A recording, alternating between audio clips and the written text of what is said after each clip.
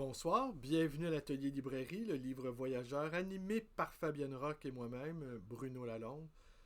Nous sommes à Montréal le 12 février 2022. Il semble bien que je reprenne vie.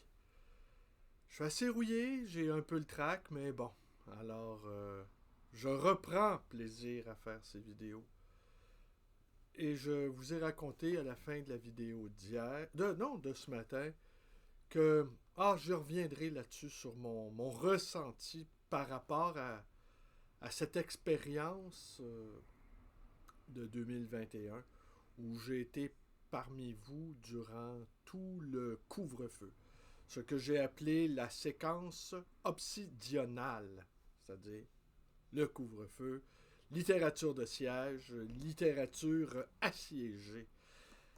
Il y a 2 jours, je vous ai parlé je vous ai entretenu, j'ai évoqué la possibilité de vous entretenir de ce qui s'est passé en mai 2021 lors de la découverte de certains cimetières de pensionnats autochtones. Alors on a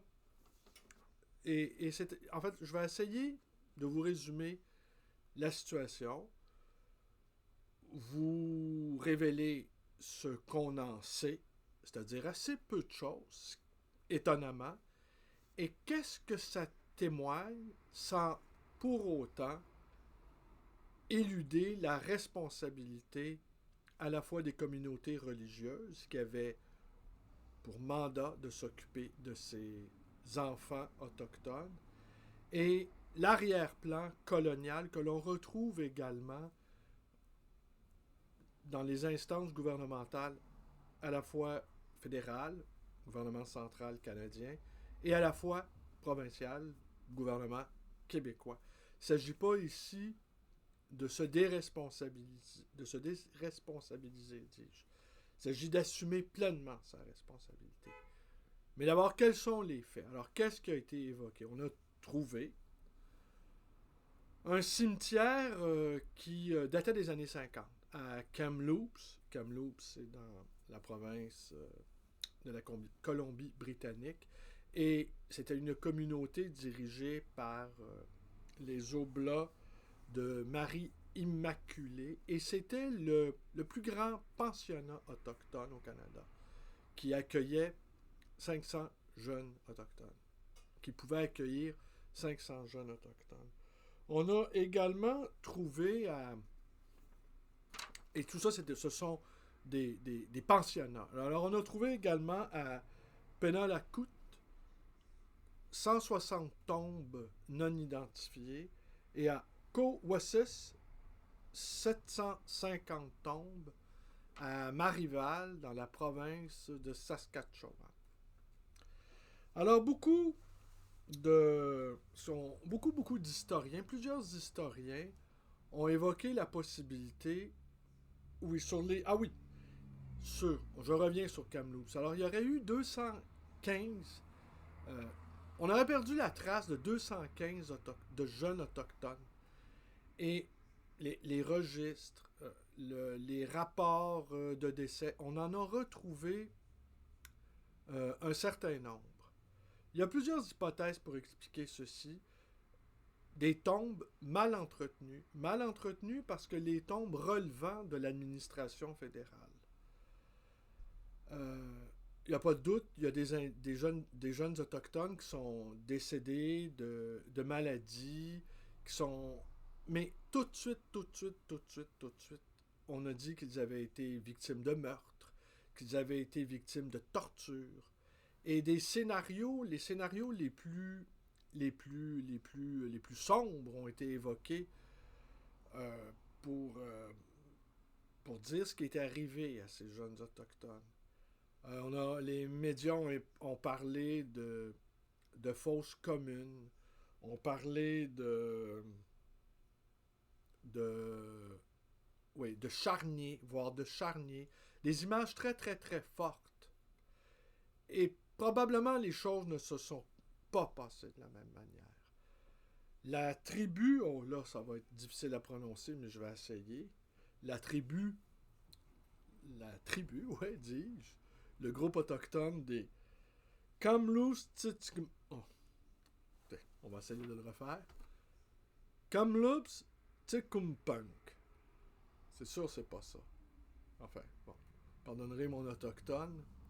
Et eux, on procède en ce moment à une enquête interne dont nous parvient aucun écho. On a proposé qu'il y ait une enquête commune avec la police canadienne et les Peacekeepers, la police autochtone. Et la communauté aurait refusé. Alors, pour l'instant, on n'en sait pas davantage. Ce qu'il faut noter, alors ça c'est mon point, comme dit Guy Debord, il y a toujours deux raisons à quelque chose. Il y a la bonne raison et il y a la vraie raison.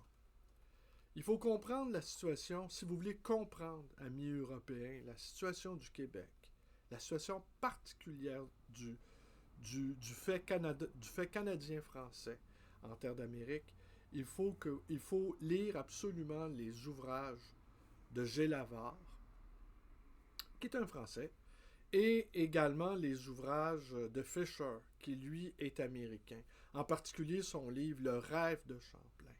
Alors ces deux ouvrages-là, à la fois écrits par un Américain et l'autre par un Français, nous offrent une perspective inédite et ce qui faisait dire à Fisher, cet Américain, que si les Américains eux-mêmes avaient eu le passé des Canadiens français en terre d'Amérique, en fait, ils étaient jaloux de notre histoire. Parce que nous n'avons pas un passé ethnocidaire. Il faut bien comprendre, nous ne sommes pas sans reproche. Ne perdez jamais de vue cette chose. Mais on ne peut pas nous mettre dans le box des accusés, dans quel box on retrouve les Hollandais, les Américains, les Anglais, les Espagnols.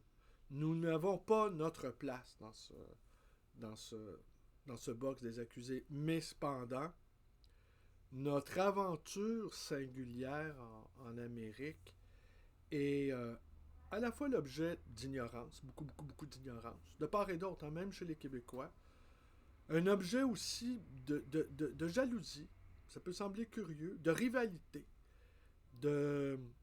et comme l'expérience coloniale française en terre d'Amérique a d'une certaine manière échoué, nous sommes devenus, en quelque sorte, les boucs émissaires d'une véritable entreprise coloniale monstrueuse, sanglante, génocidaire. Et nous devenons des coupables tout désignés pour ne pas que les véritables coupables puissent se livrer à un examen d'introspection, ce qui est particulièrement le cas des Anglais du Canada, qui, eux, ont un passé ethnocidaire. Et on est devenu, le Québécois, le Canadien français, est devenu le repoussoir, est devenu, en fait, la projection. Et tout de suite, parce que là, c'est un bel exemple de fake news, et vous voyez, depuis, c'est arrivé en mai, juin, et depuis, on s'approche, ça va faire bientôt 1 an, aucun développement.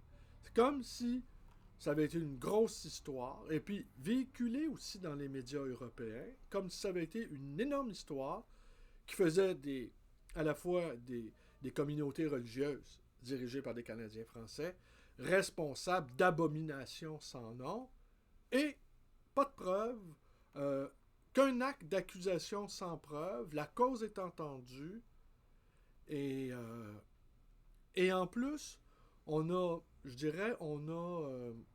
intériorisé ce regard-là du colonisateur. Ce qui ne veut pas dire, je me répète, ce qui ne veut pas dire que nous sommes sans faute et sans responsabilité. Et il est évident, en tout cas pour ma part, qui est un indépendantiste québécois, que la caution morale de l'indépendance du Québec, que l'indépendance du Québec doit se faire avec les 50-60 000 autochtones reconnus, du moins. Et les Autochtones, les Indiens sans statut, ça c'est le terme qu'utilise le gouvernement fédéral, et les Indiens sans statut, de même que les Métis.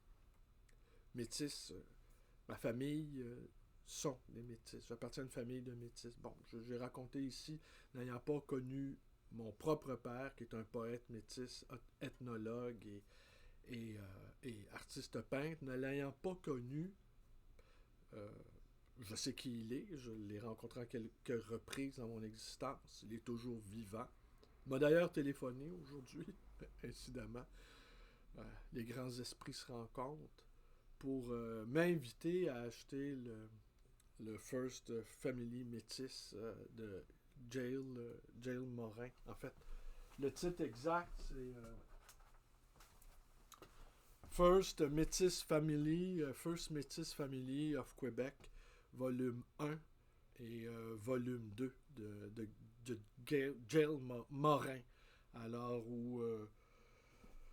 où l'arbre généalogique serait témoignant de notre ascendance mythique, oui, serait peut-être un beau lapsus révélateur, serait dûment authentifié. Alors voilà. Mais bon, je ne me considère pas malgré tout, je me considère comme un allié des Autochtones. Et je n'irai pas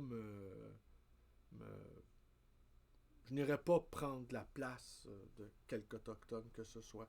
Mais l'archétype du Québécois, c'est beaucoup plus complexe. Ce n'est pas qu'un descendant de colons français. Il y a eu des mélanges. Il y a eu des mélanges aussi avec les Irlandais. Nous nous sommes mélangés avec les Irlandais. Nous sommes mélangés également avec un certain nombre d'Écossais. Mais nous ne nous sommes jamais mélangés avec les Anglais. Ça, les Anglais ne se mêlaient pas aux populations. Ils ne pouvaient pas se mêler non plus avec des Irlandais, vous imaginez bien.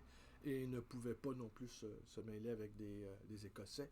Vous l'imaginez bien également. Et quant à se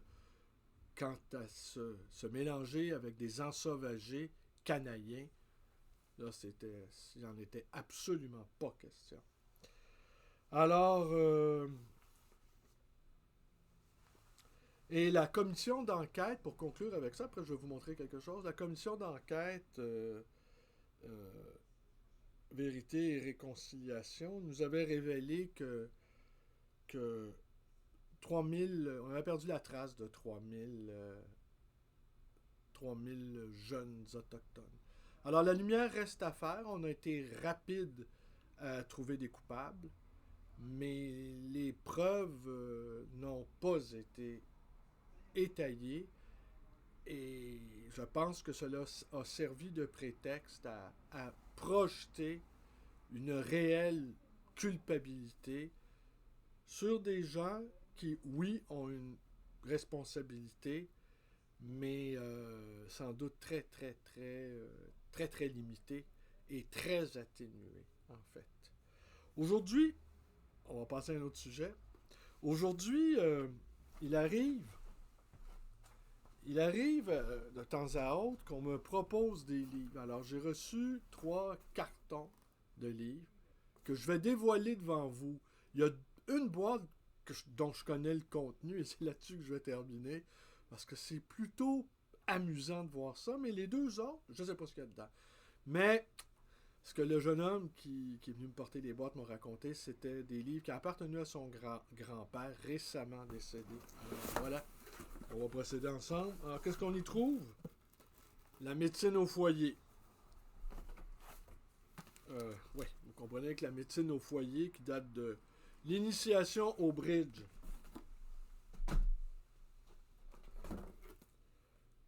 Paquebot, pétrolier et navires marchands. Atlas du monde, dictionnaire des mots croisés. Jusqu'à date, on en conviendra, rien de bien excitant. Dessin linéaire géométrique. Atlas de poche. La mémoire en pleine forme. Power from the North. Robert Bourassa. Eh oui. ancien premier ministre du Québec. Alors, est-ce que... Alors, voilà, Robert Bourassa. La Sainte Bible de Maretsu. Un Larousse illustré. Un missel. Un autre missel. Le catéchisme. Faites ça et vous vivrez. Ça, c'est Jésus. Vous l'avez reconnu. Ça, un petit missel. Un tout petit missel. Bon, tenez, je vous le montre. On aura compris que ce grand-père était religieux, avait une forte propension à la religion. On y retrouve ici une signature avec une date, 1936. Alors, c'est les évangiles du dimanche. Bon, rien de bien excitant. Espérons que la deuxième boîte... Oh, c'est mal parti. Géographie. La pavane des jours, lâcher prise de Finlay.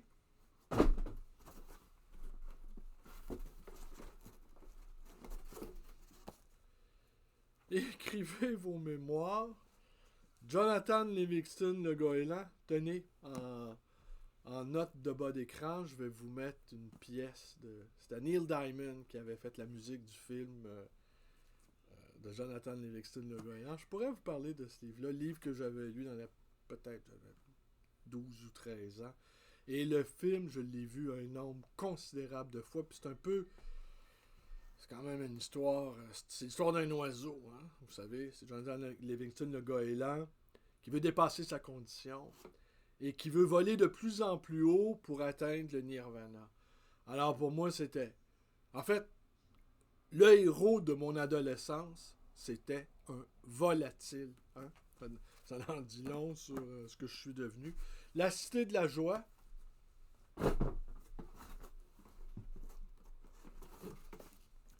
La géométrie pratique. Nouveau cours d'anglais. La Sainte Bible. Le Cercle des Amis de Maeve Binchy. La lumière qui s'éteint de Rudyard Kipling. Grandir, Jean Montbourquette. Jean Montbourquette. Faites marcher vos doigts, plutôt vos droits. Et le livre du bonheur de Marcel Auclair. Tout ça est bien daté. Tout ça est... Un petit Robert. Un Larousse de poche français-anglais. Le Larousse illustré 1992.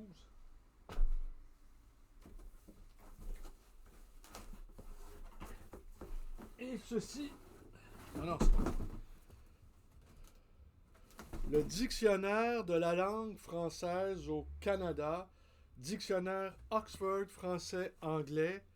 Et là-dedans, on y trouve entre autres ce qu'on appelle des canadianismes. Et ça a été compilé par Bellil. Alors, c'est ce qu'on appelle le Bellil. Alors, je connais quelqu'un qui le veut et qui m'a rendu un fier service, donc je vais lui offrir. Il sera sans doute étonné que je me rappelle de ce qu'il a fait pour moi, mais il ne faut jamais oublier ce que les gens font de bien pour nous.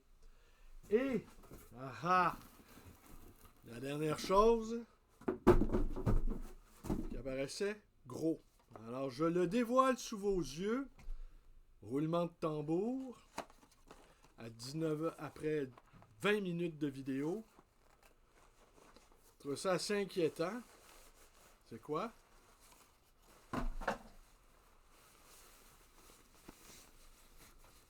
Un drapeau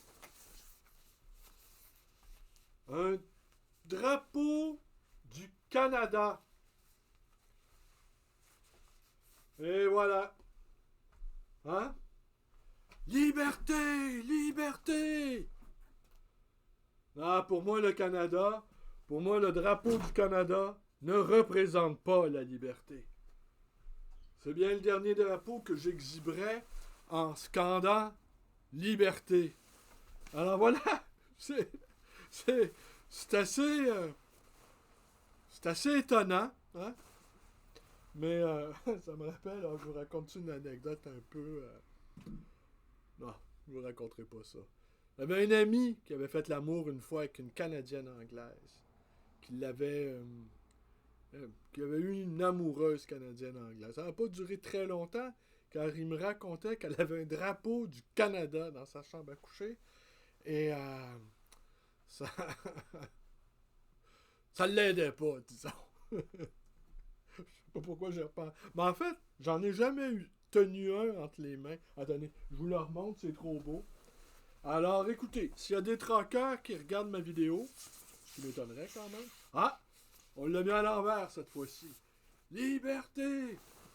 Alors, vous voyez, c'est ça le métier de libraire, c'est que tout à coup, on peut se retrouver avec des trucs comme ça, qu'on, qui nous excitent pas vraiment, qu'on n'a pas vraiment voulu, mais bon. Alors, c'est la deuxième vidéo aujourd'hui. Je vous remercie d'être avec moi. Je vais être avec vous demain encore.